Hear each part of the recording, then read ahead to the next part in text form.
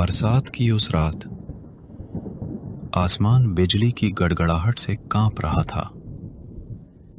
काली घटाओं ने चांद को निगल लिया था और सड़कें पानी से भरी वीरान पड़ी थीं। ऐसे में एक अकेला आदमी अपनी पुरानी साइकिल पर उस सुनसान रास्ते से गुजर रहा था। हाय राम, ये बारिश भी ना। अब घर पहुंचने में कम से कम आधा घंटा लगेगा। रास्ता भी कितना सुनसान है। उम्मीद है कोई झंझट ना हो। वो आदमी लगातार पैडल मार रहा था, लेकिन हर थोड़ी देर बाद उसे लगता जैसे कोई उसके पीछे चल रहा हो। सड़क पर तो कोई नहीं था, फिर भी अजीब सी परछाइयां बिजली चमकने पर उसकी आंखों के सामने आ जाती। कौन है वहां? कोई है क्या? कोई जवाब नहीं आया, लेकिन आदमी को साफ सुनाई दिया पानी में चलते हुए पैरों की आवाज जो उसके ठीक पीछे से आ रही थी। हे भगवान, ये आवाज! कोई मेरा पीछा तो नहीं कर रहा? नहीं नहीं, ये मेरा वहम होगा। लेकिन जैसे ही बिजली चमकी, उसने सड़क किनारे देखा एक सफेद साया बारिश में खड़ा उसे घूर रहा था। उस रात आदमी की चीख अंधेरे में गूंज गई थी। बरसात और हवा की आवाजों के बीच उसकी साइकिल अचानक सड़क किनारे गिर पड़ी। लेकिन जब बिजली दोबारा चमकी तो वो आदमी सड़क पर कहीं नजर नहीं आया। ये क्या था? कोई इंसान नहीं था वो। उसकी आंखें लाल और वो अजीब मुस्कान। अरे भाई साहब, कहाँ जा रहे हैं इस तूफानी रात में? ये रास्ता बहुत खतरनाक है। चलिए, मेरे घर चलिए। आप कौन है और इस सुनसान जगह पर अकेले? वो अजनबी बहुत अजीब था। उसकी आंखों में एक अजीब चमक थी और उसकी मुस्कान में कुछ ऐसा जिससे आदमी के रोंगटे खड़े हो गए। लेकिन ठंडी हवा और तेज बारिश में उसके पास कोई और सहारा भी तो नहीं था। डरिए मत, मैं पास ही रहता हूँ। मेरी पत्नी, माँ और छोटी बेटी भी हैं घर पर। बारिश थम जाए, फिर आप आगे निकल जाना। पता नहीं क्यों इस पर भरोसा करने का मन नहीं कर रहा। पर इस तूफान में अकेले रहना भी तो नामुमकिन है। कुछ देर बाद दोनों उस आदमी के घर पहुंचे। एक पुराना सा कच्चा मकान जिसकी छत से पानी टपक रहा था। अंदर रोशनी बहुत हल्की थी, जैसे कोई दिया टिमटिमा रहा हो। कौन आया है जी? आप? ये बेचारे रास्ते में फंस गए थे।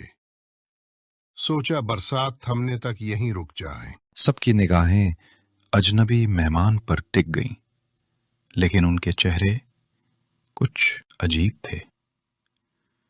पत्नी लगातार मुस्कुरा रही थी, मां बिना पलक झपकाए उसे देख रही थी और बेटी चुपचाप फर्श पर बनी किसी अजीब आकृति को उंगली से खींच रही थी। ये सब इतने अजीब क्यों लग रहे हैं? क्या सच में मैंने गलती की है इनके घर आने में? बाहर तूफान और तेज हो गया और अंदर उस अजनबी परिवार की नजरें मेहमान पर ऐसे गड़ी थीं जैसे कोई शिकारी अपने शिकार पर नजर रखे।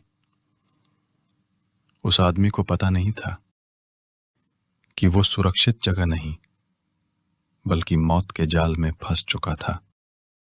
आप भीग गए हैं। कपड़े बदल लीजिए।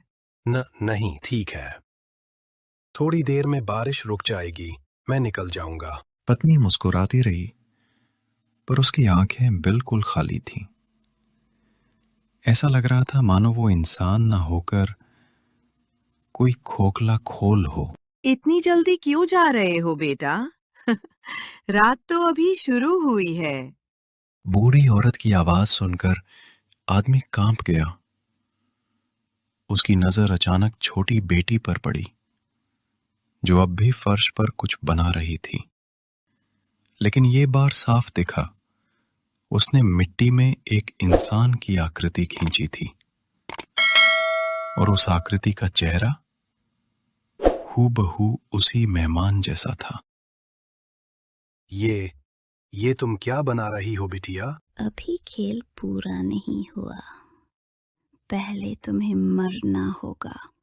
उस बच्चे की आवाज सुनकर आदमी का खून सूख गया, और तभी बिजली चमकी।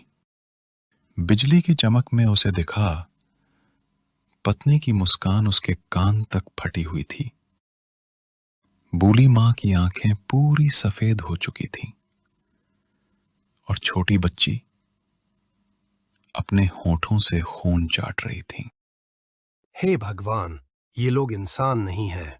अब मेहमान को एहसास हुआ कि वो बाहर के तूफान से तो बच गया था, पर अब घर के भीतर मौत उसका इंतजार कर रही थी। उसने पूरी ताकत लगाकर दरवाजा खोला और अंधेरी रात में भाग खड़ा हुआ। बरसात अब भी जोरों पर थी, लेकिन उस घर की दहलीज पार करते ही उसे ऐसा लगा मानो मौत के जबड़े से निकल आया हो। हे भगवान, वहां तो सब इंसान नहीं थे। कहीं न कहीं कोई सुरक्षित जगह मिल ही जाए। तभी अचानक रास्ते में उसे एक और आदमी और औरत मिले। दोनों छाते लिए खड़े थे, जैसे उसी का इंतजार कर रहे हों। अरे भैया, इस तूफान में कहां जा रहे हैं? भीग भी गए होंगे। हमारे घर चलिए, पास ही है। हाँ, अकेले इस रास्ते पर रहना सही नहीं। थोड़ी देर हमारे घर पर रुक जाइए। बारिश थम जाए तो निकल जाना। मैं तो बस अपने गांव जा रहा हूं। रास्ते में फंस गया और उसकी आवाज कांप जाती है। वो याद करता है पिछले घर का खौफनाक अनुभव। क्या हुआ? आप इतने घबराए हुए क्यों हैं? आप यकीन नहीं करेंगे, थोड़ी दूर पहले एक पुराना घर पड़ा। वहां एक परिवार ने मुझे पनाह दी। पत्नी, एक बूढ़ी मां और उनकी छोटी बेटी। लेकिन वो सब सामान्य नहीं थे। उनके चेहरे, उनकी आंखें, सब अजीब था, जैसे इंसान ही ना हो। अजीब लोग? आपने उनसे कुछ खाया पिया तो नहीं? नहीं, मैं डर के मारे भाग आया। अब समझ नहीं आ रहा किस पर भरोसा करूं। वो आदमी उसकी आंखों में झांकता रहा, जैसे कुछ समझने की कोशिश कर रहा हो। फिर उसके चेहरे पर हल्की मुस्कान आई। डरिए मत, सब रास्ते ऐसे नहीं होते। हम लोग बिल्कुल सामान्य हैं। चलो, घर चलिए, आपको आराम और खाना दोनों मिलेगा। आपकी हालत खराब लग रही है। भीगे हुए हैं, थके हुए हैं। थोड़ा गरम खाना और चाय मिल जाएगी, सब ठीक हो जाएगा। बेचारा आदमी उनके स्वर में सच्चाई तलाश रहा था। अब तक के खौफनाक अनुभवों के बाद उसे ये लोग उम्मीद की किरण जैसे लगे। वो उनके साथ चलने को राजी हो गया। कुछ देर बाद वे एक छोटे लेकिन साफ सुथरे घर पहुंचे।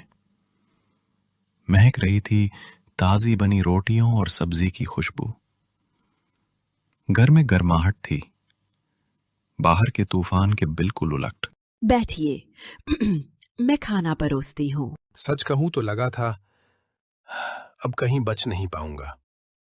आप लोगों को देखकर पहली बार लगा कि शायद सब कुछ सामान्य भी हो सकता है। जिंदगी कभी कभी ऐसा खेल खेलती है कि इंसान को झूठा भी सच लगता है और सच झूठा। खैर, अब आप सुरक्षित हैं।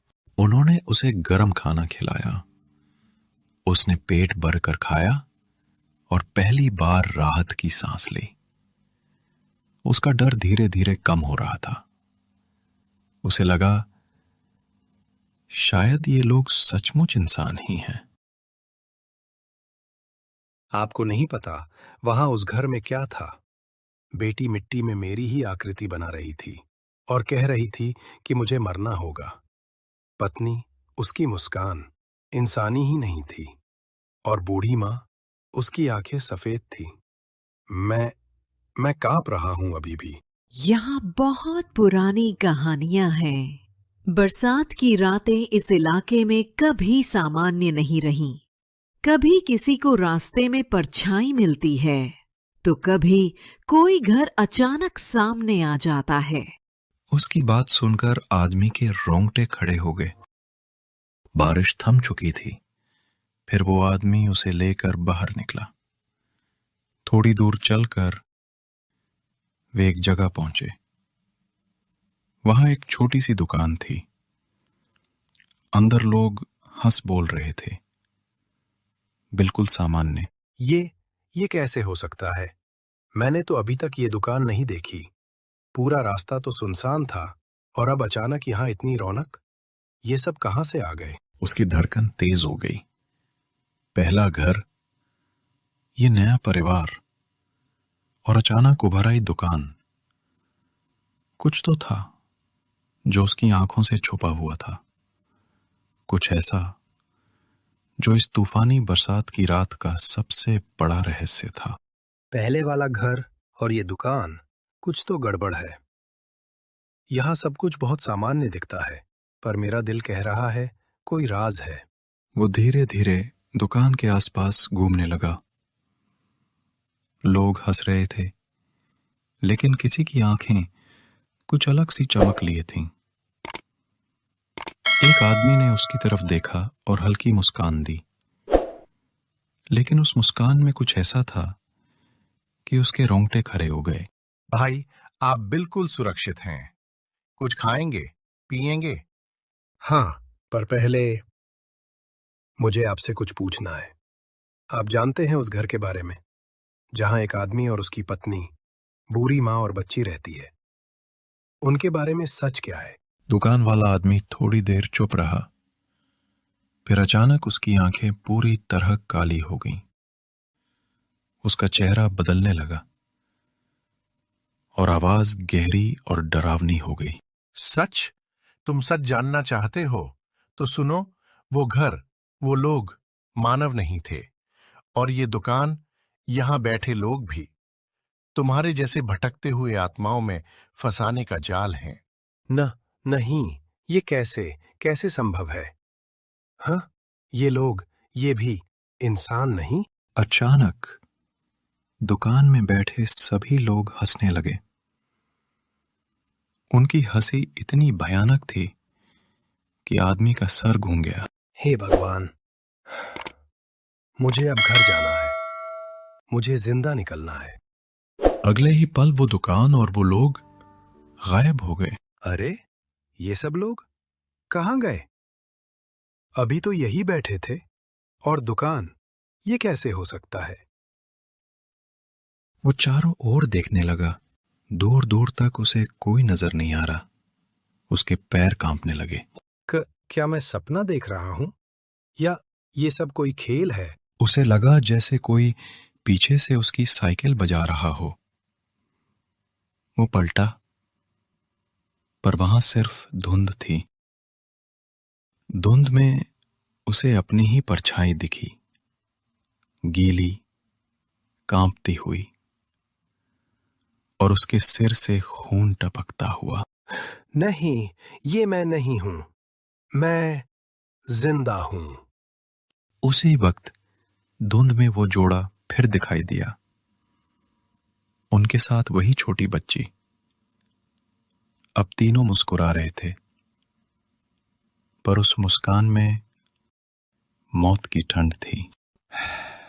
हमने कहा था ना, यहां कोई जिंदा नहीं रहता। सब लौट आते हैं बरसात की रात में। तू भी उसी रात मर गया था, बस तुझे अभी तक एहसास नहीं हुआ था। वो पीछे हटा, पर जमीन जैसे हिल रही थी। उसे वो जगह याद आई जहां साइकिल फिसली थी, वो पत्थर, वो खून, और अचानक सब याद आने लगा। मैं गिरा था, फिर किसी ने मेरी मदद नहीं की, तो फिर मैं यहाँ कैसे? सच तो ये था, वो उसी जगह गिरा था जहां अब खड़ा था। बरसात में उसका शरीर वहीं पड़ा था और उसकी आत्मा अब उसी सड़क पर भटक रही थी। अब तू अकेला नहीं रहेगा। अब तू भी हमारी तरह हर बरसात में नए मेहमानों का इंतजार करेगा।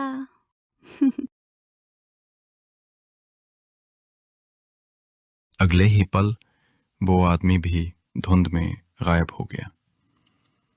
सिर्फ उसकी साइकिल वहीं रह गई, जिसका पहिया अब भी धीरे धीरे घूम रहा था, जैसे किसी का इंतजार कर रहा हो।